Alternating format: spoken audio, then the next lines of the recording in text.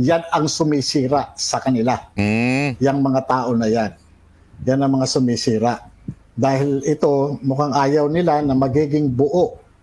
Mukhang ayaw nila na magiging buo yung mga pagkilos na gagawin. Maganda sana eh. Ako may respeto kay Atty. Vic Rodriguez, kay Atty. Harry Roque, kay Atty. Glenn Chong, kay Atty. Trixie, diyan kay Ka Eric at saka kay Ka Loren Batoy. Pero, anuhin nyo yung mga kasama nyo. Ba't ganyan?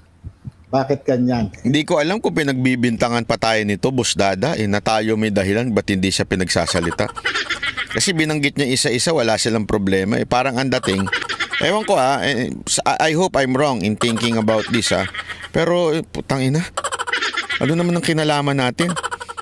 Kung sakasakaling tayo lang tamang hinala no? Tama ka, Black Mamba. Baka itigil mo